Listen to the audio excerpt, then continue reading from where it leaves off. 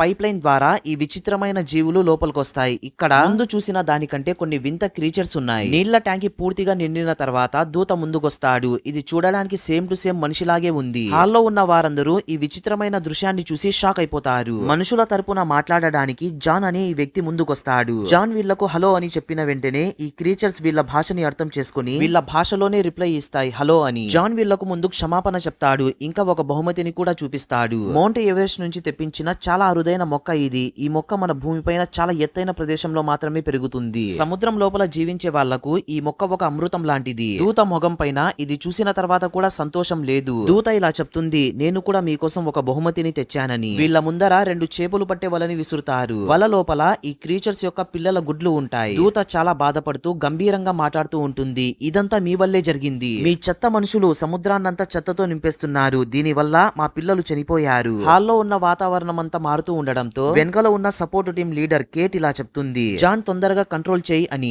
John కొంచెం కూడా late చేయకుండా మనుషులు చేసిన తప్పుని ఒప్పుకుంటాడు. ఇంకా ఇలా చెప్తాడు, మనం ఈ మీటింగ్ ఎందుకు పెట్టుకున్నామంటే భవిష్యత్తులో ఇటువంటి తప్పు జరుపుకోకుండా మనమందరం కలిసి ప్రశాంతంగా బ్రతకడానికి. దూతకి జాన్ మాటలపైన నమ్మకం లేదు. ఇంకా ఈమె మార్కు వైపు తన వేలుని చూపించి ఇలా చెప్తుంది, నేను ఇతనితో మాట్లాడుతానని. హాల్లో ఉన్న వారందరూ ఇది చూసి షాక్ అయిపోతారు. ఎందుకంటే మార్కు ఒక ప్రొఫెషనల్ సైకలాజిస్ట్ కాదు, ఇతను ఒక నార్మల్ క్లర్క్. దూత నేను ఇతన్నే ఎందుకు ఎంచుకున్నాను అనే కారణం కూడా చెప్తుంది. ముందు మా వ్యక్తి చనిపోయినప్పుడు కేవలం ఒక్క వ్యక్తి మాత్రమే అతన్ని చూసి ఆ దేవుడిని ప్రార్థించాడు. కేట్ కి ఇది ఇష్టం లేదు. మార్కు ఆ క్రీచర్స్ తో మాట్లాడడం. మార్కుని కంట్రోల్లో తీసుకుని ఇతని గురించి తెలుసుకున్న తర్వాత కేట్ సరే అని ఒప్పుకుంటుంది. మార్కు ఆ దూతతో కొంచెం సేపు మాట్లాడతాడు. అప్పుడే దూత అతన్ని ఆపుతుంది. నాకు నీళ్లు కావాలి అని. ఒక వ్యక్తి నీళ్లు తీసుకొని వస్తాడు. సడన్ గా అప్పుడే దూత ఇలా చెప్తుంది, మంచి నీళ్లు కాదు, నదిలో ఉన్న నీళ్లు. మార్కు ఇది చూసి షాక్ అయిపోతాడు. దీనిని ముందు శుభ్రం చేసి తాగితే మంచిగా ఉంటుందని. దూత ఇలా చెప్తుంది, ఇది నా కోసం కాదు నీ కోసమని. మార్కు దీనిని తాగడానికి నిరాకరిస్తాడు. దూత ఇలా అడుగుతుంది, నువ్వు ఎందుకు దీనిని తాగవని. నెక్స్ట్ పార్ట్ కోసం ఒక లైక్ వేసుకోండి.